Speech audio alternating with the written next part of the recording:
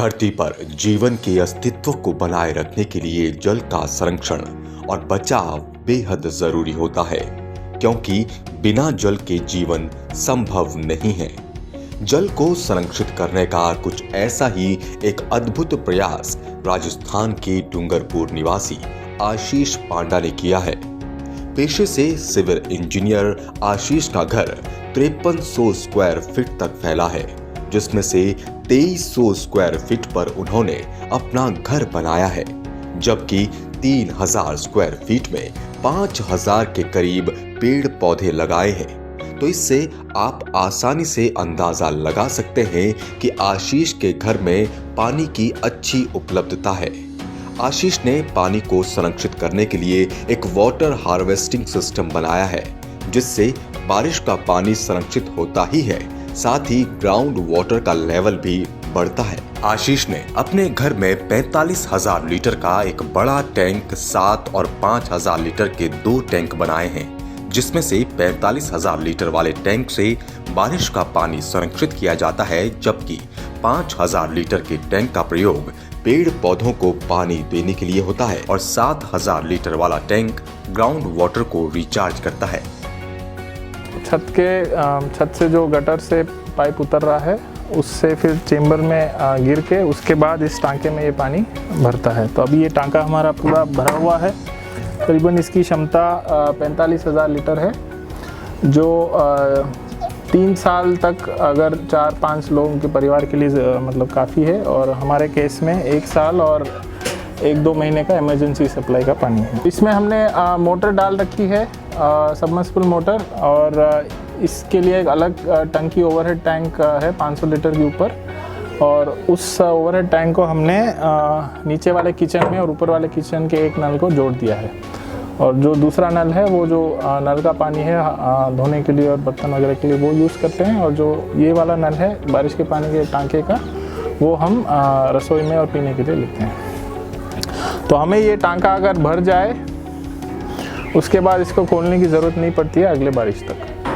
जब भी पानी हमारे ऊपर वाली टंकी में ख़त्म हो जाए 500 लीटर वाली में, उसको फिर हम मोटर चला देते हैं। तो मोटर से सीधा ऊपर चढ़ता है और हम पानी फिर हम किचन के नल से ले लेते हैं। तो ये हमारा ग्राउंड वाटर रिचार्ज पिट है। हमारा बोरवेल इस तरफ पीछे है, और ये हमारा जो बारिश का टंकी भरने के बाद सारा ओवरफ्लो का पानी इस पाइप के ज़रिए इस गड्ढे में उतरता है। इस पिट की कैपेसिटी करीबन 5-7 हज़ार लीटर है, और 1-2 बारिश ये आराम से ले लेता है, और उसके बाद 1-2 दिन के अंदर ये पानी पूरा ज़मीन में पच जाता है।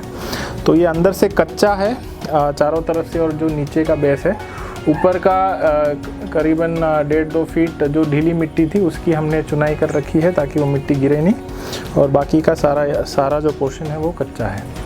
तो इसका पर्पस ये है कि जो भी हमारा सरप्लस पानी है, करीबन 90,000 से 1 लाख लीटर, वो पानी ज़मीन में चला जाए और सीधा नाले में निकल के बह नहीं जाए। तो ये हमारा ग्रे वाटर सिस्टम है। ग्रे वाटर का मतलब है कि जो कपड़े धोने का पानी, बर्तन धोने का पानी और नहाने धोने का पानी, वो पानी सारा इस बेड में आता है। ये लगभग 25 स्क्वायर फीट एरिया में है, और इसकी गहराई 2.5 फीट है। तो इसमें हमने काली गिट्टी और रेत भरा हुआ है, और उसमें ये पौधे लगाए हैं। इसको हम कैना इंडिका बोलते हैं, मतलब कैना पौधा है, केली बोलते हैं हिंदी में। ये पौधा ऐसा है कि गंदे पानी को ये इसके जड़ों में साफ़ कर देता है, मतलब ये सॉइल बैक्टीरिया को प्रमोट करता है, जो सॉइल बैक्टीरिया फिर इस गंदे पानी को साफ़ कर देता है। क्लीनिंग के काम में जो भी कपड़े धोने हैं, बर्तन धोने हैं, या फिर नहाना धोना है, उसमें सारे केमिकल प्रोडक्ट्स को हमने रिप्लेस कर दिया है। उदाहरण के लिए हमने हार्पिक हम अभी यूज़ नहीं करते हैं, एसिड जो है हम यूज़ नहीं करते हैं बाथरूम और टॉयलेट धोने के लिए, और एक एक चीज़ हैंड वॉश से लेके कपड़े धोने की डिटर्जेंट और टाइल बाथरूम क्लीनर, सारी चीज़ों को हमने नेचुरल अल्टरनेटिव ढूंढ के उनको रिप्लेस कर दिए हैं। तो उससे एक ये चीज़ होती है कि केमिकल लोड जो है वेस्ट वाटर में वो कम हो जाती है, और सिर्फ बायोलॉजिकल लोड जो है उसको कम करने का ज़रिए उसको इस बेड के ज़रिए हम कम कर देते हैं। अब सवाल उठता है, आखिर आशीष बरसात का इतना पानी कैसे संरक्षित कर पाते हैं? जब यही सवाल हमने आशीष से किया, तो उन्होंने हमें फौरन उस तकनीक से रूबरू कराया जो काफी सरल है। कम खर्चीली के साथ साथ प्रचलित भी है, लेकिन बस जरूरत है उसका सही ढंग से प्रयोग किया जाए। जितने भी जगह से छत से ये पानी उतर रहा है वहाँ हमने ये लगाया है। इसका मेन उद्देश्य है कि बारिश का पहला 10-15 मिनट का पानी आपके टंकी में नहीं जाए, कि उसमें जो भी हवा में कुछ गैसेस हो या फिर थोड़ा बहुत कचरा हो वो इस फिल्टर के ज़रिए बाहर निकल जाए। तो आप देखेंगे कि पानी सीधा उतर रहा है इस सीधे पाइप से और इस ढक्कन तक ये पानी भरता है। उसके बाद ये लगभग 7-8 फीट लंबाई है। उसके बाद उस एल्बो के ज़रिए वो जाता है चेंबर में, चेंबर से फिर जाता है टंकी में।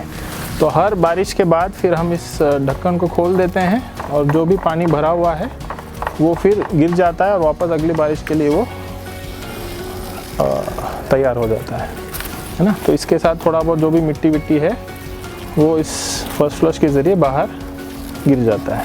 फिर अब ये वापस ढक्कन लगा देते हैं तो ये अगली बारिश के लिए तैयार है। जो हमारा जो छत है केलू का छत, उसके जहाँ केलू की छत ख़त्म हो रही है वहाँ पे हमने ये गटर लगाए हुए हैं। ये GI शीट के बने हैं, काफ़ी मोटे हैं और एक तरफ से दूसरी तरफ ढाल दे दी गई है जिससे ये पानी इस कोने तक पहुँच जाता है और उसके बाद इस पाइप के ज़रिए वो फर्स्ट फ्लश फिल्टर के बाद चेंबर में जाता है, चेंबर के बाद फिर टांकी में जाता है। अगर हम लोग भी आज से ही आशीष की तरह बरसात के पानी को संरक्षित करना शुरू कर दें तो जरूर भविष्य में हमें पानी की किल्लत का सामना नहीं करना पड़ेगा।